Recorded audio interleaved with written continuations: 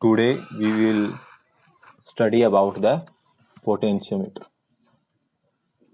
Okay तो potentiometer के बारे में पढ़ने से पहले हम पहले एक कॉन्सेप्ट पढ़ेंगे जो क्या है कि हमारे पास पोटेंशियल मीटर का यूज क्या है। पोटेंशियल मीटर का यूज होता है कि कोई भी बैटरी होती है उसका ईएमएफ फाइंड आउट करने के लिए। क्या होता है कि कोई बैटरी होती है, उसमें माने ये एक बैटरी है, उसका ईएमएफ होता है और एक टर्म होती है उसका पोटेंशियल ऑफ द बैटरी और एक ईएमएफ। ईएमएफ क्या होता है कि ईएमएफ एक आइडियल कॉन्सेप्ट होता है। जब बैटरी में से कोई भी हम करंट ड्रॉ नहीं करते हैं तो उसमें इंटरनल रेजिस्टेंस है, उसके कारण वोल्टेज ड्रॉप नहीं होता है, तो उसे ईएमएफ कहते हैं जब कोई करंट पास नहीं होता है बैटरी के थ्रू से। पर जब बैटरी के थ्रू से करंट पास होता है, करंट जब उसको सर्किट में लगा देते हैं तो उसका ईएमएफ ड्रॉप हो जाता है, बैटरी के अक्रॉस वोल्टेज ड्रॉप हो जाती है और वो उसके इंटरनल रेजिस्टेंस के कारण हो जाती है। ये बैटरी का, लेट्स सपोज ये बैटरी का ईएमएफ है और ये उसका इंटरनल रेजिस्टेंस है, कोई बैटरी है तो बैटरी में ये उसके अंदर है, मतलब कोई इंटरनल रेजिस्टेंस इतना, ये बैटरी है, ये बैटरी हमारी और उसके दो टर्मिनल है ए और बी, और हम ए में से करंट को विड्रॉ करने लग रहे हैं, इसका आई, तो मतलब ये किसी एक सर्किट में लगा रखा है और इससे करंट पास हो रहा है, आई पास होने लग रहा है, तो इसके अक्रॉस वोल्टेज ड्रॉप, वोल्टेज क्या होगी, वो होगी V A minus V B ये, और वो क्या होगी, वो होगी हम आई माइनस आई आर, ये होती है। और जब बैटरी से कोई करंट विड्रॉ नहीं कर रखा हो और हम उसके अक्रॉस जब कोई करंट पास नहीं हो रहा, तो जब I इज इक्वल टू 0 तो उसके अक्रॉस वोल्टेज डिफरेंस क्या होगा, उसके टर्मिनल के बीच में जो वोल्टेज डिफरेंस होगा जो होगा V A minus V B, किसके बराबर होगा, I को, और इसे ही हम क्या बोलते हैं, ईएमएफ। और इसी को ही फाइंड आउट करने के लिए हम यूज करते हैं पोटेंशियोमीटर। तो पोटेंशियोमीटर का कैसे यूज होता है, उसका कॉन्सेप्ट क्या है, उसके बारे में हम पहले देखते हैं। पोटेंशियोमीटर में होता है, उसमें हमारे पास एक बैटरी होती है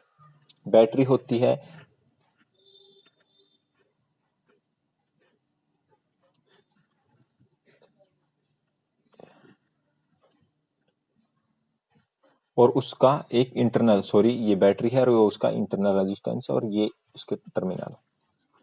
ओके, तो उसका मान लेते E1 ईएमएफ और R1 उसका रेजिस्टेंस। ओके, तो हमारे पास इसका ईएमएफ और R1 इंटरनल रजिस्टर दोनों की जानकारी है। ओके, और हमें किसी दूसरा एक और बैटरी है, उसका ईएमएफ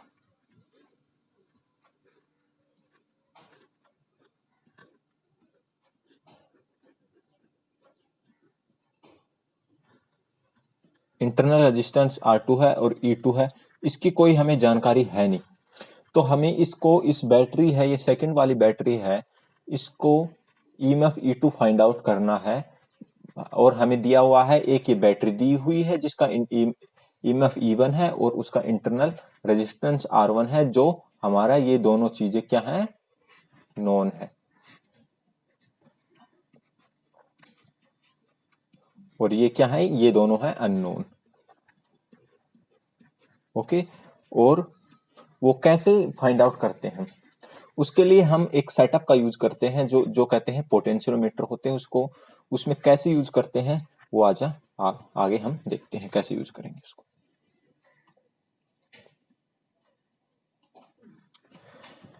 हम करेंगे इसमें, इस सेटअप में जो हमारी नॉन ईएमएफ वाली बैटरी है और इंटरनल रेजिस्टेंस वाली बैटरी है E1 और R1, इसको हम कनेक्ट कर देते हैं अक्रॉस ए वायर। जो होता पोटेंशियल मीटर वायर बोलते हैं इसे। एक वायर होता है जो डबल भी हो सकते हैं, ट्रिपल भी हो सकते हैं, उसे मतलब लेंथ कितनी भी हो सकती है, वो डिपेंड उससे हमें दिया हुआ होगा, उससे हमें कोई मतलब नहीं है कि कितनी उसकी लेंथ है।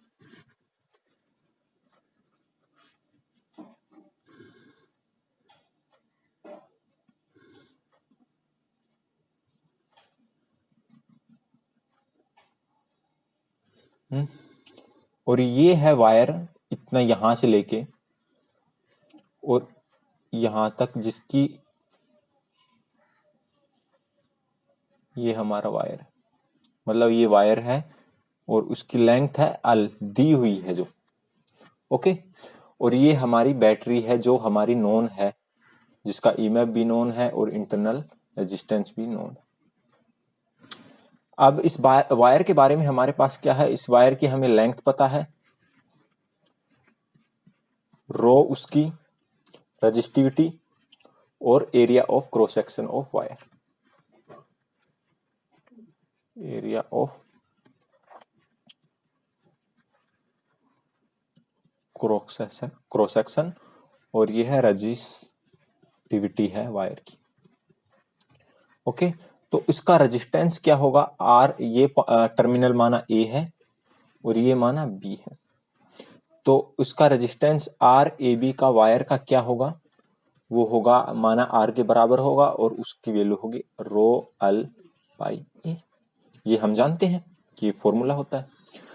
तो हमें अब E2 ईएमएफ E2 को हमें फाइंड आउट करना है, internal resistance of the second battery. तो उसको हम क्या करते हैं, उस बैटरी को यहां से एक कनेक्ट कर देते हैं,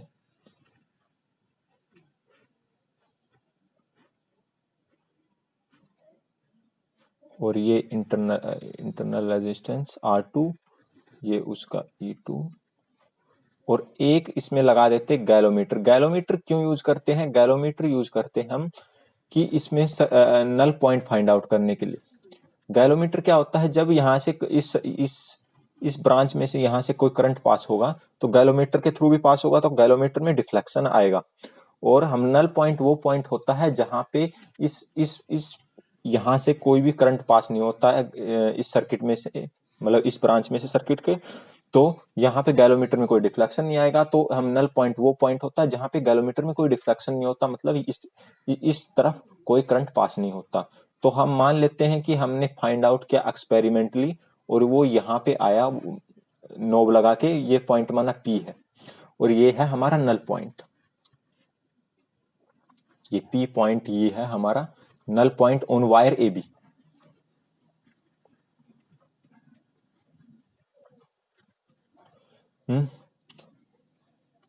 तो रेजिस्टेंस ऑफ, और जब नल पॉइंट आएगा तो यहां पे जो करंट होगा आई, वो क्या होगा, जीरो होगा। तो पॉइंट एपी के बीच जो वोल्टेज होगी,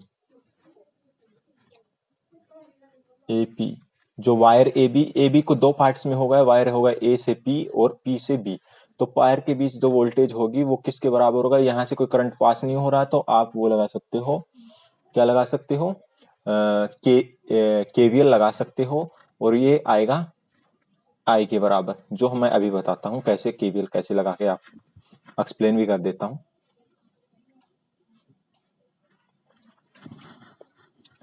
ये ऐसे है,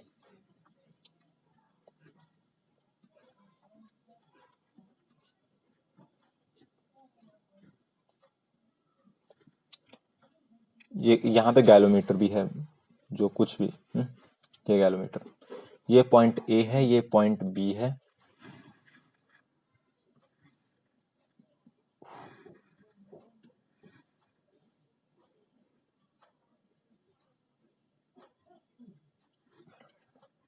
ये R2 है, ये E2 है। तो यहाँ पे करेंगे VA, मान लेते हैं करंट ऐसे, करंट जीरो है, मान लेते हैं ये आई पास हो रहा, आप मान जीरो नहीं, तो ये होगा प्लस माइनस, तो ये हो जाएगा वोल्टेज ऑफ ए माइनस में E2, क्योंकि यहां से आएगा वोल्टेज क्या होगी, यहाँ पे ज्यादा ड्रॉप होगी क्योंकि नेगेटिव टर्मिनल है। और फिर आई करंट ऐसे, इसमें भी यहाँ ऐसे पास हो रहा है, ये ऐसे ऐसे जाके ऐसे, तो माइनस में IR2, और फिर ये किसके बराबर होगा, यहाँ पे वोल्टेज होगी VB के, और I 0 है क्योंकि डिफ्लेक्शन इन गैलोमीटर 0 है। और इसको क्या आएगा, वैल्यू आ जाएगी ये VA minus E2 is equal to VP। तो VA minus VP is equal to E2, और यही है VA, सॉरी ये B, एक गलती कर दी मैंने, यहाँ पे मिस्टेक हो गई, ये पॉइंट, सॉरी ये सब्सक्रिप्ट मैंने गलत लिख दिया है, ये पॉइंट P है क्योंकि मैंने ये ब्रांच ली है, यहाँ से लेके यहाँ से, यहाँ से, यहाँ से, और ये ब्रांच यहाँ तक, ये पॉइंट P है। तो ये पॉइंट P है, तो यहाँ पे आएगा VP, तो यहाँ पे भी क्या आएगा VP, और यहाँ पे भी क्या आएगा VP और VP, और ये होगा E2 के बराबर। तो हमें अब हमारा मेन मकसद क्या रहेगा, अब हमें E2 को फाइंड आउट करने के लिए हमें VEP, मतलब इस तरफ पॉइंट A और P के बीच में जितना वोल्टेज ड्रॉप हुआ है वो फाइंड आउट करना पड़ेगा। तो हमारा E2 EMF easily find out कर सकते हैं। अब वो कैसे होगा, वो वोल्टेज AB के बीच में ड्रॉप कैसे फाइंड आउट करेंगे, उसके लिए हमें इसके एक इक्विवेलेंट सर्किट बनाना पड़ेगा, इसके अपर पार्ट के, जब नल पॉइंट है उस पॉइंट पे। तो यहाँ पे क्या होगा, जब ये नल पॉइंट है यहाँ पे, तो इस ब्रांच में करंट 0 जा रहा है, तो क्या हो रहा है, यहाँ से माना I1 करंट ये ड्रॉ करने लग रहा है इस बैटरी से, और ये ऐसे जाके हो रहा है I1, तो इस तरफ 0 जा रहा है, तो मतलब इस तरफ भी I1 करंट जाने लग रहा है, और ऐसे I1, और वापस बैटरी में I1, बैटरी जितना करंट I1 ले रही है तो इतना ही वापस मतलब विड्रॉ भी करेगी अपने अंदर, मतलब नेगेटिव टर्मिनल से अंदर भी जाएगा उसके। ओके, तो अब इसको हम एक इक्विवेलेंट सर्किट बना देता हूं रेजिस्टेंस की फॉर्म में। तो इस वायर का, वायर A से B के बीच का मान लेते हैं कि रेजिस्टेंस RAP है, और इस है, और इसके बीच में है RB,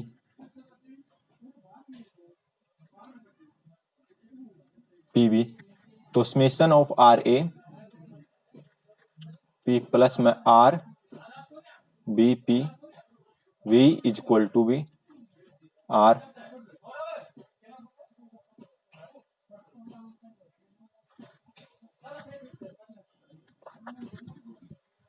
RAP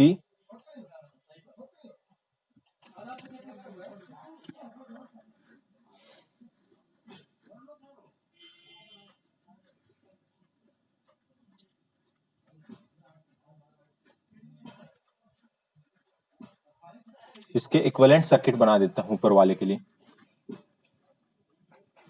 R1 E1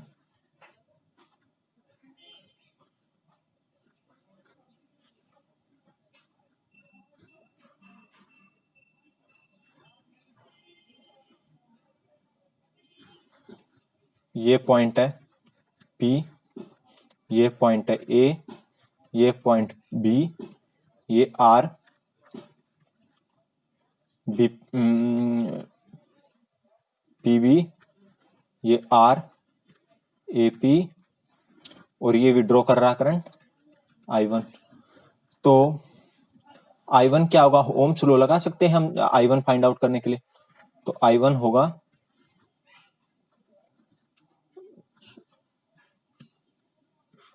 ohms होगा I1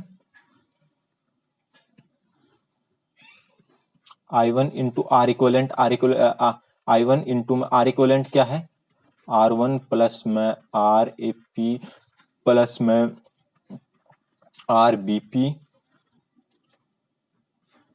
is equal to E1, ये होगा। और RAP और BP किसके बराबर है, R के बराबर है, है total resistance between wire A B of wire between point A B. तो I1 R1 plus R is equal to E1, और यहां से I1 current through circuit upper loop हो जाएगा सर्किट के, I1 R1 प्लस आर। अब हमें निकालना है कि यहां से करंट पास होने लग रहा है, यहां से भी I1 जा रहा है ऐसे, तो अब हमें दोबारा उसी पे आना होगा, केवीएल पे आना होगा। ये पॉइंट ए है, ये पॉइंट बी है, ये पॉइंट आर ए पी है, और यहां से करंट जाने लग रहा है, I1 जाने लग रहा है। तो हमें वोल्टेज डिफरेंस बिटवीन एपी क्या होगा, केवीएल वी ए माइनस में ड्रॉप होगा, यहाँ से वोल्टेज यहाँ से और इस तरफ आएंगे हम, तो voltage I1 R A P और वीपी, और हो जाएगा Y A minus Y P I1 R A P. तो I1 भी पता है हमें, I1 है हमारी I1 E1 R1 R और RAP। अब बात आती है RAP की वैल्यू क्या होगी। RAP की वैल्यू निकालने के लिए एक और डाटा दिया होता है हमें कि नल पॉइंट ए पॉइंट से यहां के बीच की distance,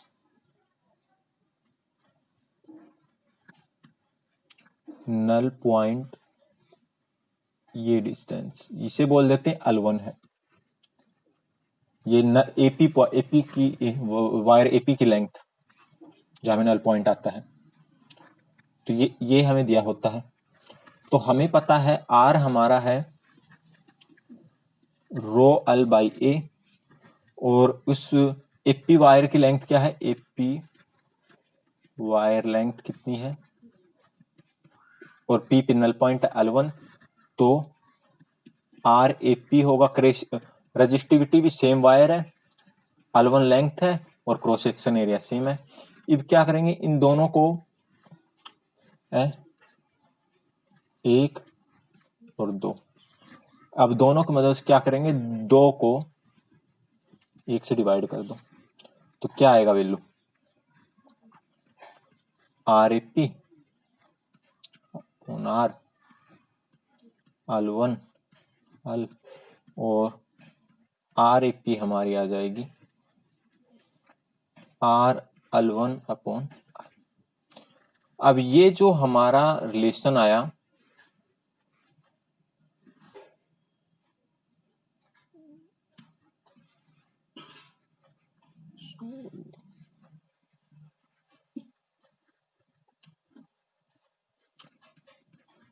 are A P R L1 upon L, ये जो हमारा रिलेशन आया, और एक ये दोनों रिलेशन आया, ये मान लेते 3 और ये मान लेते 4। इन 3 और 4 को यूज करके हम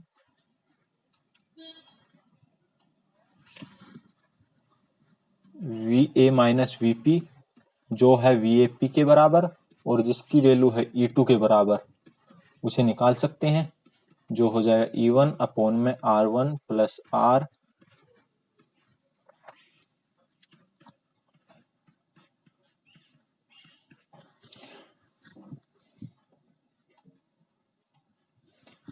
तो ऐसे ही हम EMF ऑफ बैटरी 2 निकाल सकते हैं हम पोटेंशियल मीटर सेटअप को यूज करके।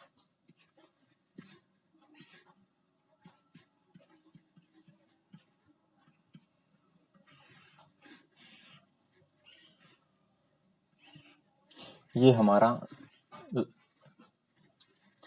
एक्सप्रेशन होगा। Thank you for watching us.